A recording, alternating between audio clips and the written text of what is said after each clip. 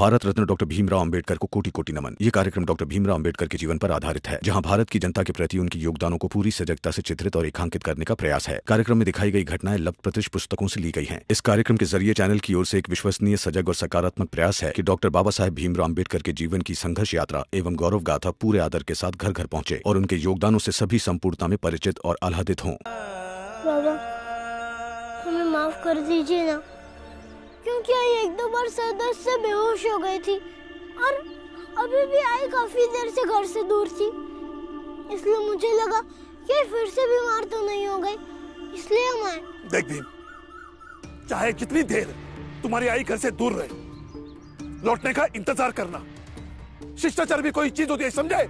हाँ ठीक है ठीक है ठीक है, चलो बस हो गया। अब क्या हो गया? बस हो गया अब। ठीक है, गलती हो गई, लेकिन बच्चे हैं ना, सीखेंगे तभी काम आएगा ना। हाँ ठीक है, समझ गए। चलो चलो घर चलते हैं।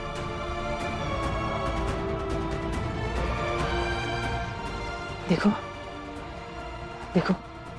तुम लोग चलो आगे, मैं पापा को समझाती हूँ। जाओ हम आते हैं।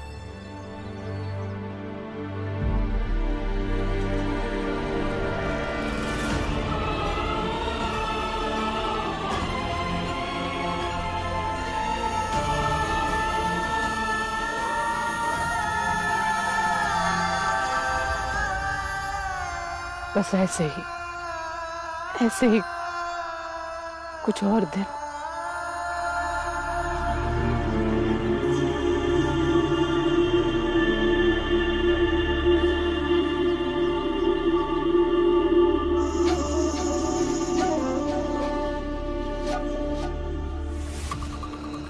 ऐसा क्या है जो ये दोनों छुपा रहे हैं?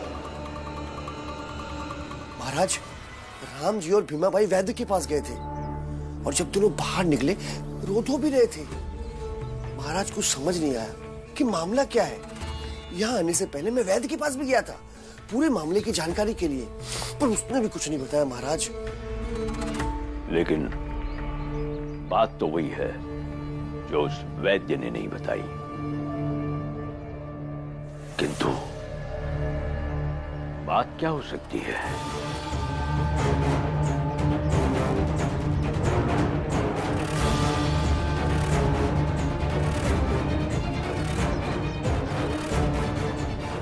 महाराज, मैं एक बात कहूं?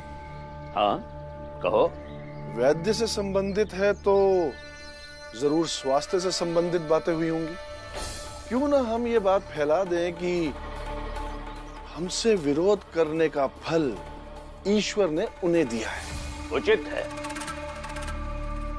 किंतु झूठ को भी कब और कितनी मात्रा में फैलाया जाए ये तय करना होता है, वरना उसका असर नहीं होता है। इसीलिए पहले पूरी जानकारी मिल जाए, फिर देखेंगे। जी महाराज। और आसपास के भक्त लोग आ रहे हैं ना इस इलाके में? जी महाराज। तो उन भक्तों से सत्संग और प्रवचन सुनने के पैसे लो। जो आ गया महाराज। और शीघ्र ही हमारे प्रवचन का आयोजन करो, क्योंकि शांति और भक्ति के मार्ग हम जैसे ज्ञानी पुरुषों के प्रवचन से ही खुलेंगे। अरे क्या हुआ, आई मिली कि नहीं? मिली ना, लेकिन बाबा ने हम सबको डांट दिया। डांट दिया? लेकिन क्यों? कहने लगे कि अगर आई घर पर नहीं है तो शांत रहो और शिष्टाचार और पता नहीं क्या क्या कहने लगे। सही कह रहा था मैं।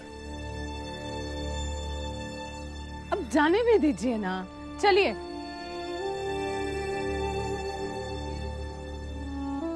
और आगे से सब लोग ध्यान में रखना, समझे?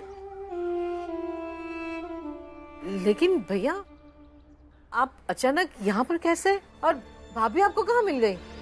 बाजार में। मैं गई थी कच्चे आम लाने के लिए। बच्चों को अचार बहुत पसंद है ना, मैंने सोचा बनाती हूँ उनके लिए। हाँ, हम लोग भी वही सोच रहे थे कि बिना बताए तू कहाँ चली गई। नहीं, आप तो सो रही थी, बच्चियां पढ़ाई कर रही थी, मैंने सोचा जाके आऊंगी।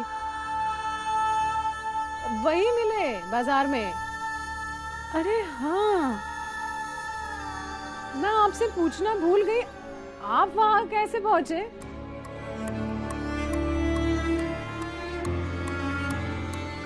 बताइए।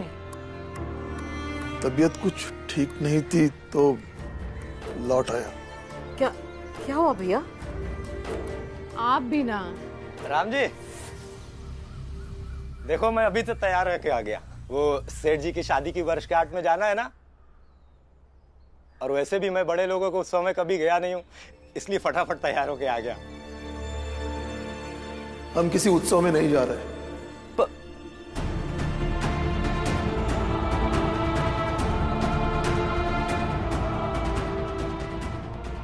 लेकिन भाई साहब, कैसा उत्सव? भाभी जी, राम जी ने आपको बताया नहीं? वो राम जी के सेठ जी के शादी की वर्षगांठ है ना, तो उसी के उपलक्ष्य में उन्होंने सपरिवार न्योता दिया है। राम जी ने कहा था सेठ जी से कि मैं आऊंगा, और उसने मुझसे भी कहा था कि आपके लिए बाजार से एक नई साड़ी भी खरीदेगा। पता नहीं क्यों वो अभी ऐसा बोल रहा है। आई, बुलाया है तो जाने में क्या दिक्कत है? चलते हैं ना आई, अब बाबा से बात कीजिए ना। हाँ आई, बहुत मजा आएगा। आई बोलो ना बाबा को। आई, बाबा ऐसा क्यों कर रहे हैं? भाभी, आप भैया से बात करो ना, और तुम लोग सब जाओ, मैं थोड़ी देर रह लूंगी अकेले। मुझे लगता है बाबा कह रहे थे ना कि उनकी तबीयत ठीक नहीं है, उसी के वजह से चिड़चिड़े हो गए होंगे शायद। खैर, मैं बात करती हूँ उनसे।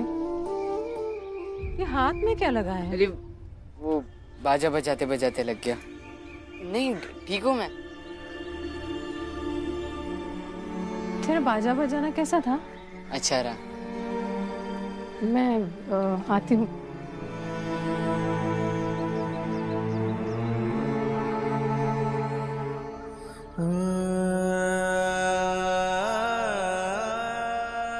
क्यों नहीं जाएंगे उत्सव में? चलिए ना, सब जाते हैं। कहा ना, हम किसी उत्सव में नहीं जाएंगे। बात खत्म।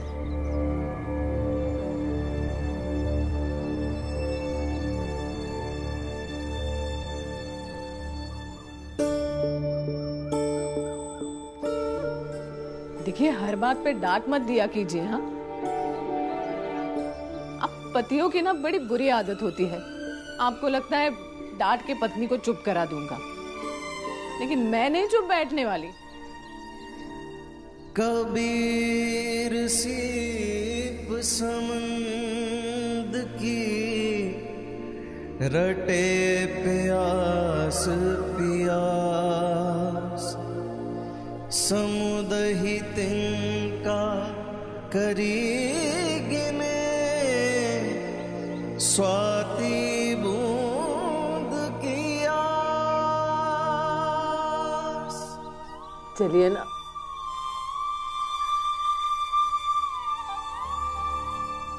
मेरे खातिर।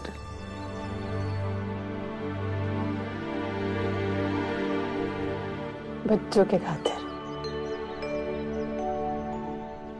आज बहुत दिनों बाद बच्चों के चेहरे पे खुशी देखी मैंने।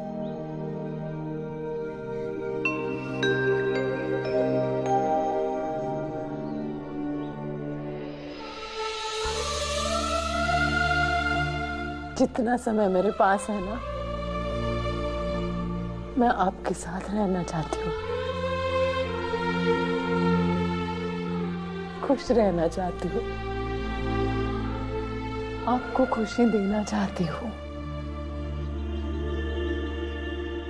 और फिर ज्यादा से ज्यादा यादें लेकर यहाँ से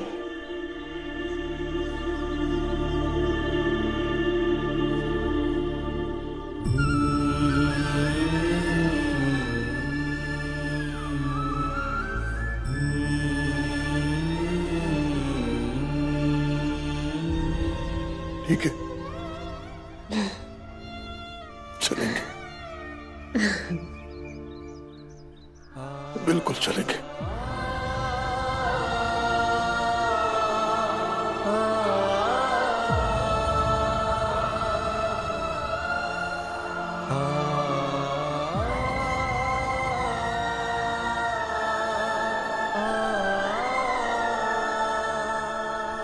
मैंने की है। अच्छा सुनो, तुम लोग भोज में जाओगे ना तो मेरे लिए भी थोड़ा लेकर आना। आई क्या हुआ आई?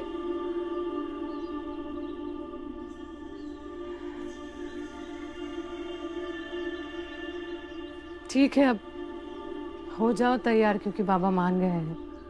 मतलब हम जा रहे हैं?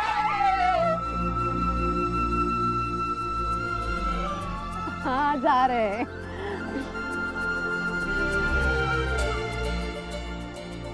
दीवा,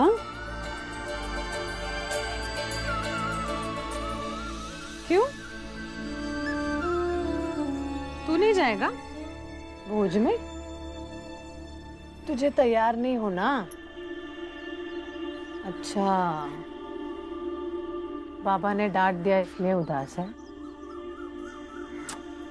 ठीक है, बाबा ही तो है, कभी डांटेंगे, कभी प्यार करेंगे, कभी गुदगुदी करेंगे।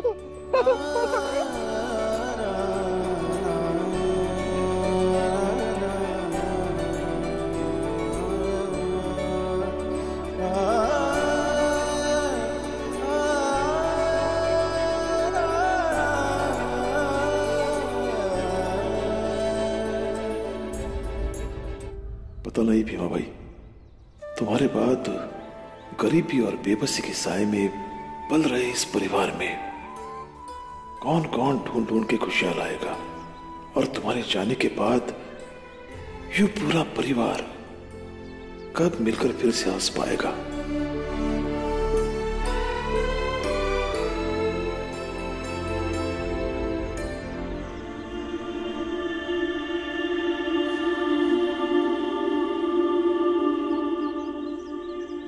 क्या हुआ राम जी, तुम कुछ परेशान लग रहे हो?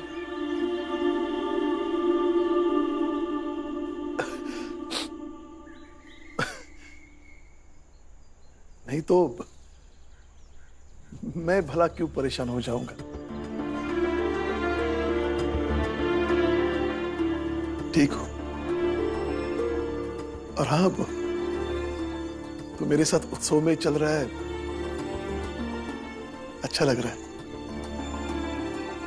आखिर तू भी तो मेरे परिवार का एक सदस्य है। तो तुम सच में मानते हो कि मैं इस परिवार का सदस्य हूं? और नहीं तो क्या, एक ही दोस्त है मेरा। तो राम जी एक बात बताओ, वैद्य जी ने भाभी जी की तबीयत के बारे में कुछ कहा है क्या?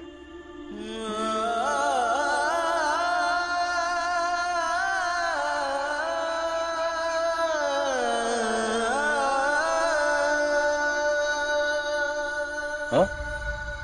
नहीं, वो ठीक है। यदि तुम सच में मुझे अपना दोस्त मानते हो और इस परिवार का सदस्य मानते हो ना, तो तुझे मेरी कसम है, सच सच बता कि बात क्या है।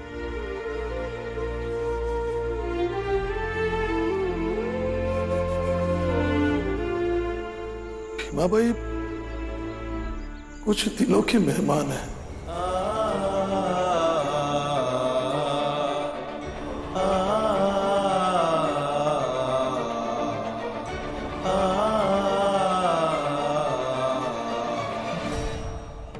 रोज रोज मृत्यु के करीब जा रही है।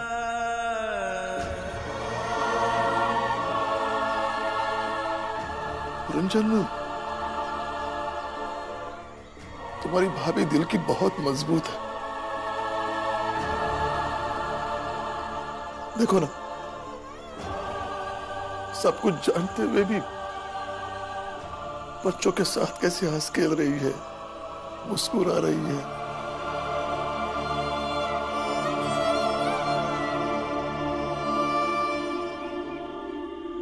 लेकिन मैं कमजोर हो गया हूं।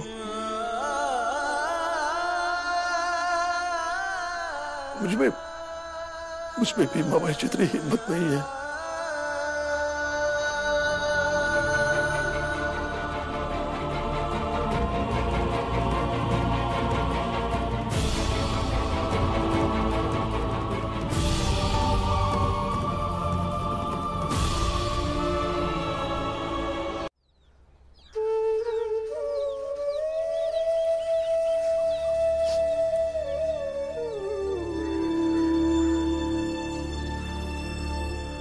राम जी, वैसे तो तुम खुद ही इतने समझदार हो, लेकिन जो अहम बात है वो ये है कि जाने वाले की विदाई बहुत अच्छे से होनी चाहिए।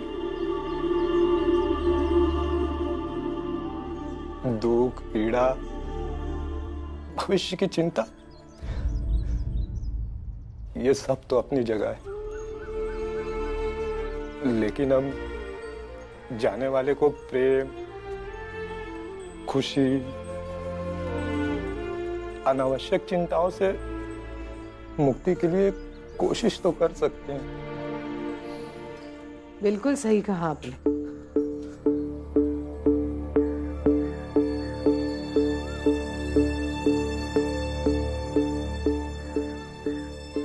मैं भी कब से यही समझाने की कोशिश कर रही हूँ, समझ ही नहीं रहे। अच्छा हुआ आप ही ने समझा दिया, अब शायद समझ जाएंगे। खुश रहेंगे तो मुझे भी अच्छा लगेगा ना। बच्चों को कह दिया है मैंने, सेठ जी के यहाँ जाना है। चलिए तैयार हो जाइए।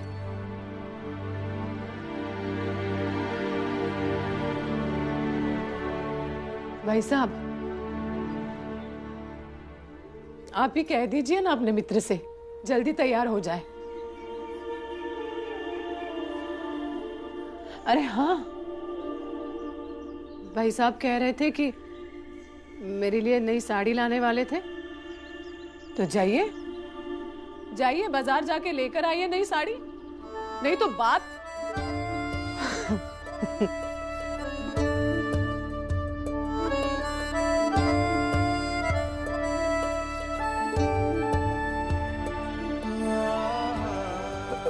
हाँ राम जी, चलो चलो हम लोग साड़ी लेकर आते हैं। चलो चलो।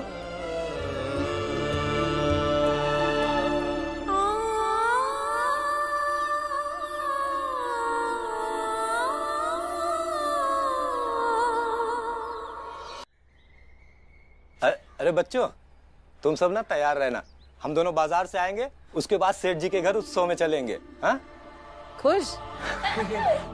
चलो राम जी।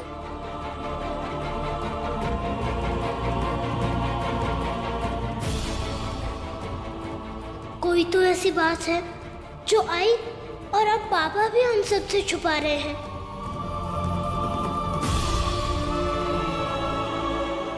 सेठ जी बधाई हो। शुक्रिया, और तुम्हें खास शुक्रिया। सिर्फ तुम्हारे कहने पर आज इतने साल बाद जिंदगी में पहली बार हम शादी की वर्षगांठ मना रहे हैं।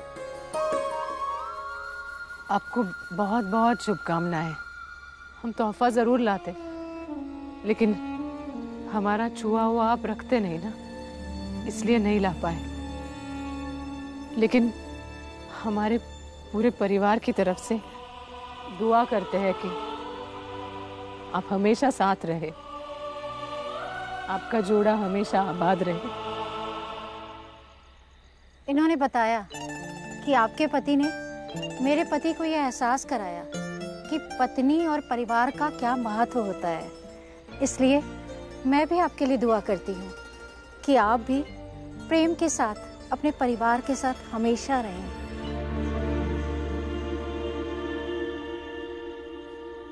काश कि मैं हमेशा अपने परिवार के साथ रह पाती, लेकिन ऐसा नहीं होगा। महाराज, एक सुराग मिला है, शायद उससे कुछ पता चल सके। मैंने मंगेश को भेजा है उसके पास। मंगेश के आते ही हमें पूरी और साफ साफ जानकारी मिल जाएगी। इसी इंतजार में तो हम भी हैं। जो कुछ इस भीमराव के घर में धुंधला धुंधला सा दिखाई दे रहा है, उसका साफ होना बहुत जरूरी है, क्योंकि जब भी ये धुंधली धुंधली सी बातें साफ होती है, तब कई बार कई राज बाहर आते हैं।